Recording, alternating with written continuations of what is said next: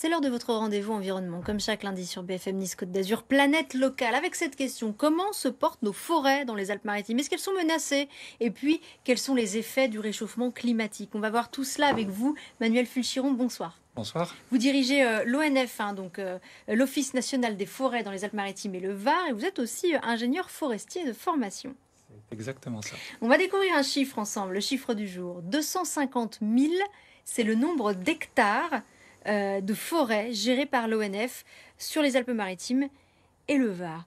On imagine à quel point c'est une mission complexe de gérer un espace naturel dans une région comme celle-ci. Voilà, donc les forêts en France, et dans les Alpes-Maritimes en particulier, c'est un véritable couteau suisse. C'est-à-dire qu'on va avoir la fonction de séquestration du carbone. La forêt, c'est notre puits de carbone principal, et le principal sur la Terre et le deuxième après les océans. La fonction de production d'un produit recyclable, un biomatériau recyclable à l'infini. La fonction pour notre qualité de vie et notre cadre de vie, à la fois parce que ça filtre l'eau, parce que ça nous permet de nous promener, parce que ça protège aussi nos infrastructures. Quand on voit un bloc de pierre sur la route, il faut s'imaginer qu'il y en a 99 autres qui ont été arrêtés par les arbres.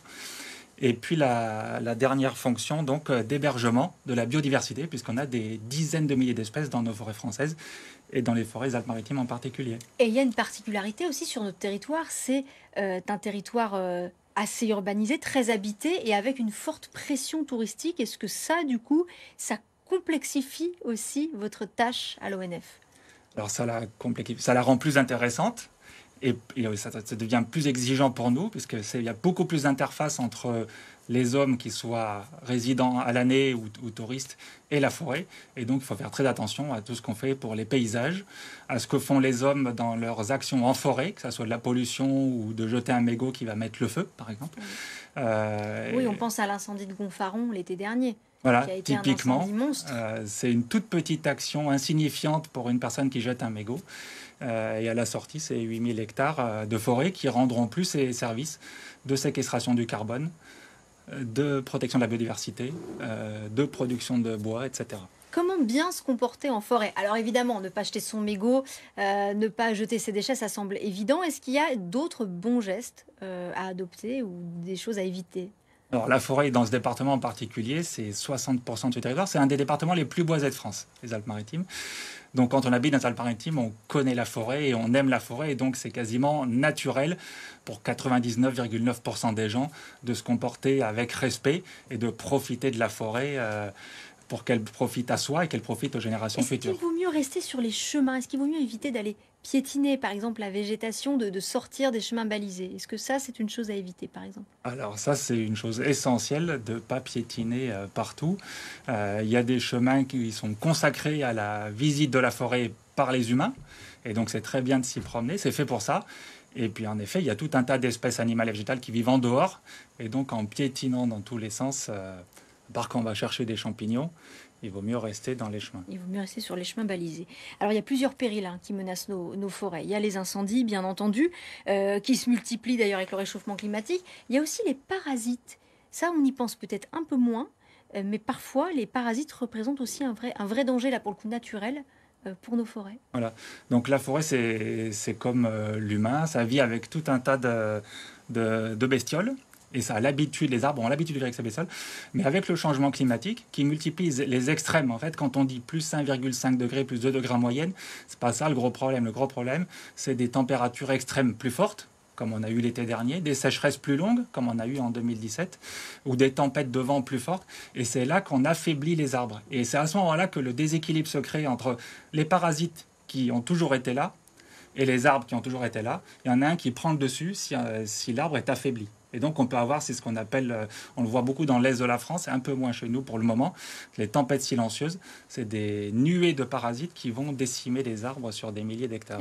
Mais on ne l'a pas encore ici. Les tempêtes silencieuses. Le scolyte, il fait des ravages chez nous ou pas? Alors, chez nous, peu. Ouais. Il fait peu de ravages chez nous parce qu'on a moins des grandes surfaces. Alors le scolyte, il est spécifique à l'épicéa spécialement. Donc on a moins des grandes surfaces d'épicéa sensibles, mais on a des petites taches qu'on essaye de surveiller précisément. Et puis il y en a d'autres. Alors, il y a aussi une autre particularité que j'ai envie de souligner, c'est la diversité de nos forêts, parce qu'on est aussi un territoire de bord de mer, de montagne. C'est pas la même chose dans les stérelles, par exemple, que dans le haut pays. On a une variété d'espèces, j'imagine, très grande. Alors nos forêts, elles vont de 0 à 2000 mètres d'altitude, en effet. Donc c'est cet équilibre qu'il faut trouver entre les différentes fonctions du couteau suisse forêt. Il est évidemment plus délicat à trouver et il est propre à chaque forêt. L'équilibre entre la production de bois, l'accueil du public, les paysages et la protection contre l'incendie dans les stérelles, ça ne veut pas dire la même chose qu'à Saint-Martin-Vésubie ou à Serranon dans les Préalpes. Alors, arrêtons-nous maintenant sur la question du réchauffement climatique, parce que les effets du réchauffement climatique, on imagine qu'ils se font déjà ressentir sur nos forêts. Ah oui, alors ils se font De quelle nettement façon, par exemple? ressentir. Parce que parfois, on a du mal à mesurer très concrètement aujourd'hui comment ça se traduit. Alors nous, dans nos forêts des Alpes-Maritimes, à quoi voit-on les effets du réchauffement climatique? Alors, ce qu'on voit aujourd'hui, si on veut aller le voir, ce qui est le plus visible sont sur deux espèces d'arbres, ce qu'on appelle des essences, qui sont les plus sensibles à la sécheresse et à la température. C'est donc le sapin pectiné, et on voit ça sur les hauteurs du Mercantour ou des Préalpes, et le pin sylvestre, qui est un autre arbre d'altitude. Et donc, ce sont ceux-là qui ont souffert en particulier des grandes sécheresses de 2017-2018, et donc où on voit des arbres qui sèchent, tout simplement. Au début, on voit des arbres où on voit de plus en plus de lumière à travers, et puis au bout d'un moment, ils sont morts. Donc ça, ce sont des espèces dont on est certain qu'elles vont disparaître de chez nous. Alors ces espèces, en effet, elles vont remonter. Alors, elles ne vont pas forcément disparaître, parce que nous, on a de la chance d'avoir un gradient en altitude qui va très haut, jusqu'à 3000 mètres. Mais en tout cas, elles vont remonter. Et il y a des zones où, aujourd'hui, on les trouve, pour diverses raisons, y compris des raisons où on a favorisé ces espèces par le travail du forestier, où on ne va plus les trouver. Et donc, il faut trouver d'autres espèces qui seront adaptées à ces nouvelles conditions climatiques. Alors, est-ce que l'ONF met en œuvre des choses justement pour soit lutter contre la disparition de certaines espèces, soit en introduire d'autres? Comment l'ONF gère ça? Alors le boulot de l'ONF, c'est de faire que les 4 fonctions du couteau suisse forêt, elles continuent. On en a hérité de nos prédécesseurs forestiers. Les premières lois forestières, elles datent du XIIIe siècle. Et donc, on veut transmettre ces forêts-là le plus fonctionnel possible aux générations suivantes. Donc, notre rôle, c'est en effet de travailler notamment sur ce sujet-là, d'aider. Alors, il y a un grand forestier qui disait il faut imiter la nature et hâter son œuvre. C'est ça l'adage du forestier. Donc là, ce qu'on va faire, c'est qu'on voit que c'est une question de migration d'espèces. Donc, les espèces remontent vers le sud, remontent vers le nord, et remontent en altitude avec le climat qui se réchauffe. Et donc, nous, on va aider par petites touches, quelques dizaines d'hectares par-ci, quelques hectares par-là, en mettant des nouvelles essences qui viennent, par exemple, du sud de la Méditerranée. Oui, c'est la question que j'allais vous poser. C'est quoi les espèces d'avenir ici? Alors, ce qu'il faut, c'est qu'il y a tout un tas d'espèces qui peuvent être adaptées.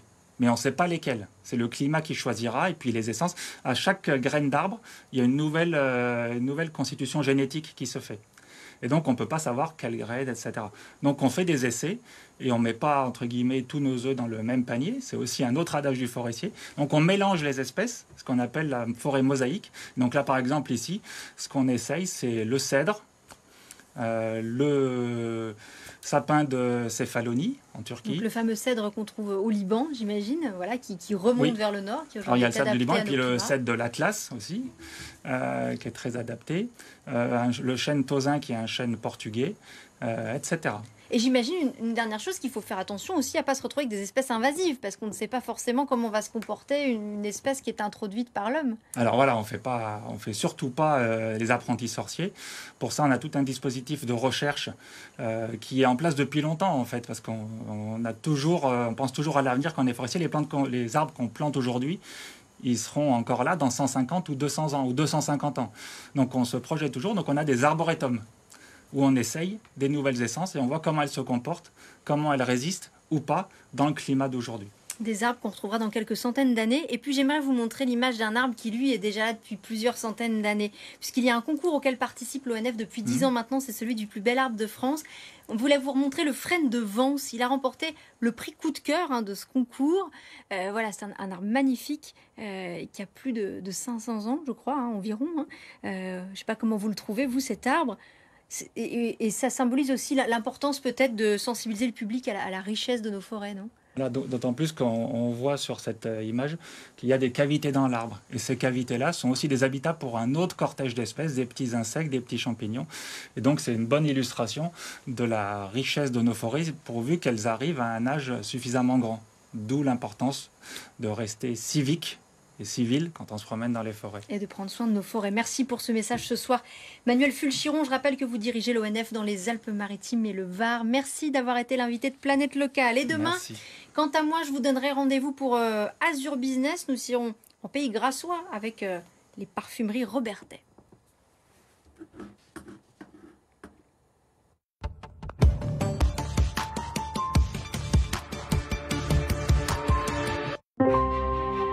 C'était Planète Locale avec la région Sud.